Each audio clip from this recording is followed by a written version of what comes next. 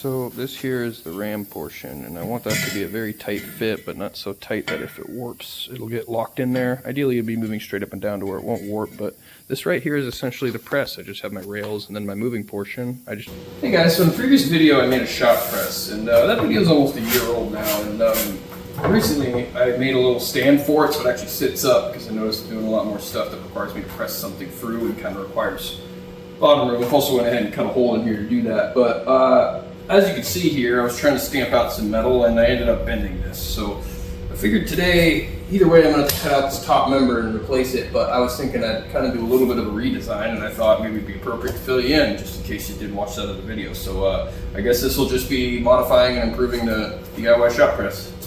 So this thing's gotten quite a bit of use. As you can see, it's a little bit beat up, but for the most part, I was using it for shaping metal, and that doesn't require bottom. Usually I would just have a thick piece of angle iron here if I need to get a 90, or I would just use it to like dimple things. But changing out like distributor shaft bearings and things like that requires me to be able to go through, and just kind of looking at other designs, I thought maybe it would be better to just have this whole section be open and just make my own little base plates, and I could hang those on the rack. So that's what I'm going to do first, is I'm just going to go ahead and cut this section out all the way. That way I have a much bigger work room, and then after that I'm going to go ahead and disassemble the rest of the press and kind of show you my plan with that top piece.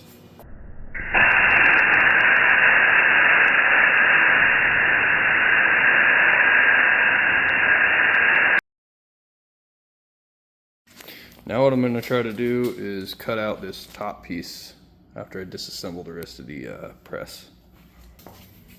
Now I'm just going to assume you follow my tutorial exactly here, and you have literally the same press that I have. I find it easiest to get a screwdriver up under the spring and pry it back. All the way out. Let's do the other side.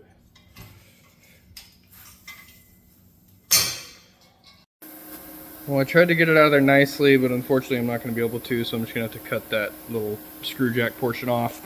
It's not like I was really using that anyways.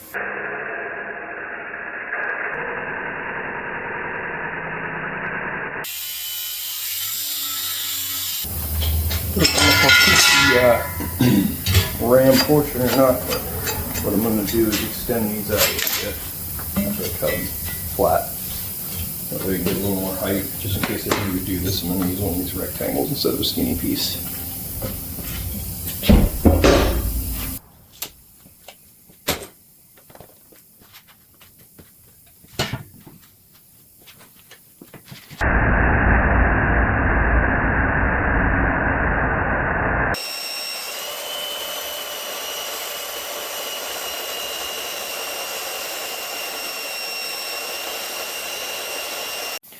So this here is the ram portion, and I want that to be a very tight fit, but not so tight that if it warps, it'll get locked in there. Ideally, it'd be moving straight up and down to where it won't warp, but this right here is essentially the press. I just have my rails and then my moving portion. I just need to make a top for it, and then something to drive it, which could be a scissor jack. In this case, I'm using a bottle jack, but this is basically a press. Like I said, I'm just going to keep trimming that up till it fits right, and then I'll get started on extending it and making the top.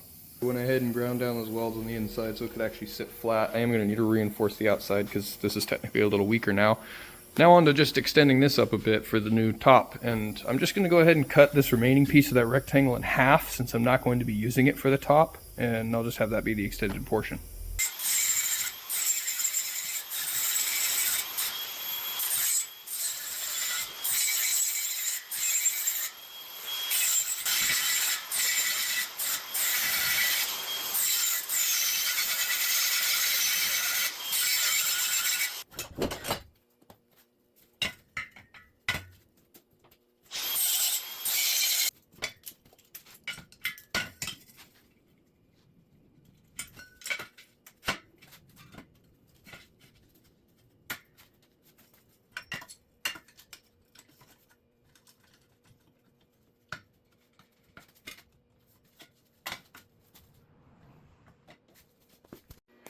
So normally if you were going to build this press yourself from scratch, this would all be one piece, but since I didn't do that last time and I'm making a modification, I got to make sure that this piece stays exactly in line. So what I did was I just went ahead and clamped some tubes to both ends of the the existing piece, and that way everything stays straight.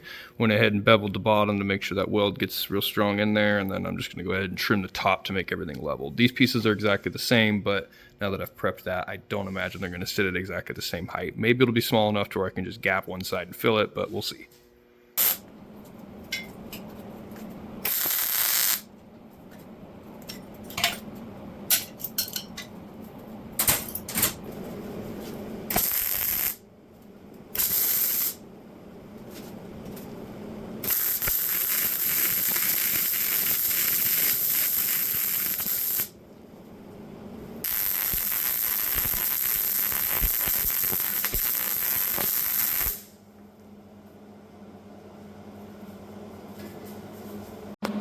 For anybody unlucky enough to have to do a weld like this, what I find helps is that work angle pointing slightly up against the puddle is going to make it drip into you a little better, and that's going to stop it from breaking down and falling in.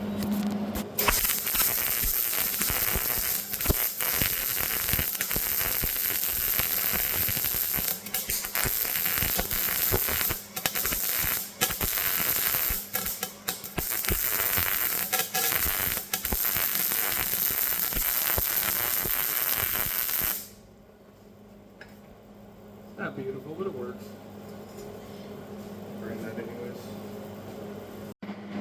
Alright, well, here's the press. It's got the extended tower, and the ram goes all the way up and all the way down. So that'll give me much more playroom and room for tooling to put underneath the press and the, between the press and the part. But now I just got to make the top and actually put the pressy portion in. So I've got this 2x6 1/4 inch. Ooh. Anyways, I got this 2x6 1/4 inch tube that I'm going to use for the top.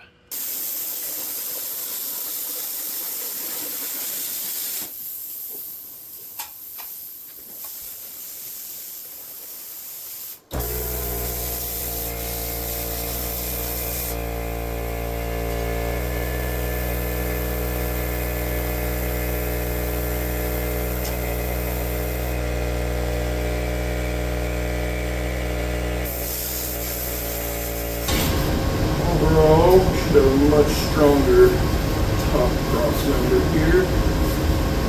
1/4 inch plus 6-inch upright, so that should be plenty thick. I might even add an extra pad down here, but that plasma cutter really did tear through this stuff pretty quick. There's a much bigger offset with that little cut guide if you want to use it, but it's not that big of a deal. No, it's moment of truth, I guess. Let's see where it sits. Level, 16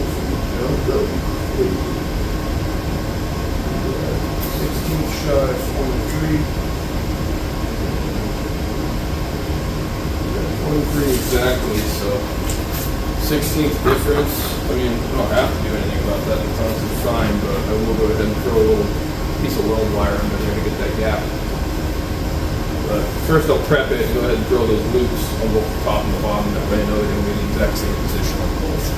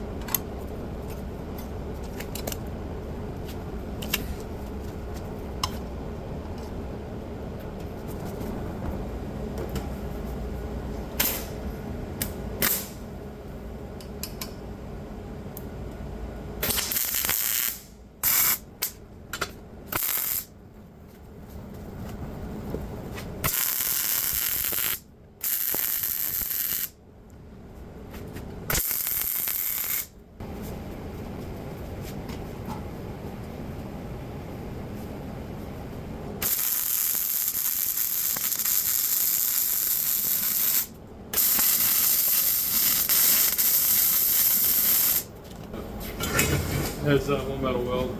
Yeah, you are. I've been watching it.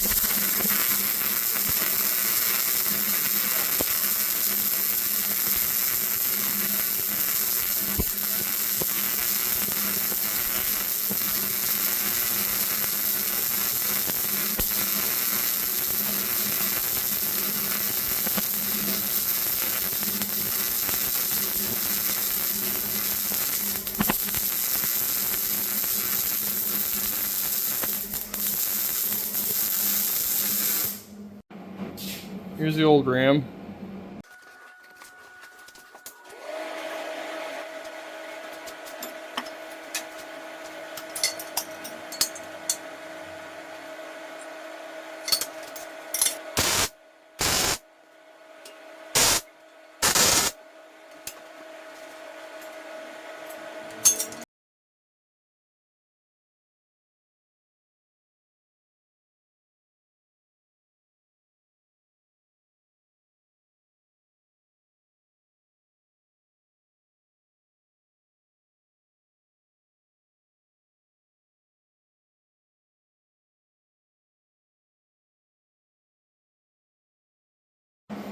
All right, well, most of the things assembled. I mean, the working mechanism is all there, so just gotta go through and finish some of the welds. We'll do a couple stitches here since that doesn't need to be super strong, and I also might take that off later. And then same thing with the top reinforcement plate, and then I'll call it a day.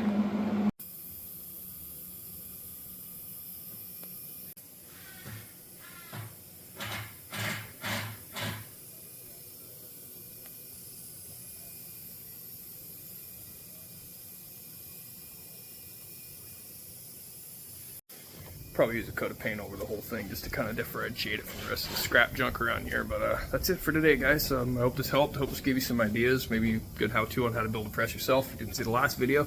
And if you did, I know this is going to be a big improvement after having actually used that press. So if it was entertaining or useful, please consider liking and subscribing. Other than that, have a wonderful rest of your day. God bless.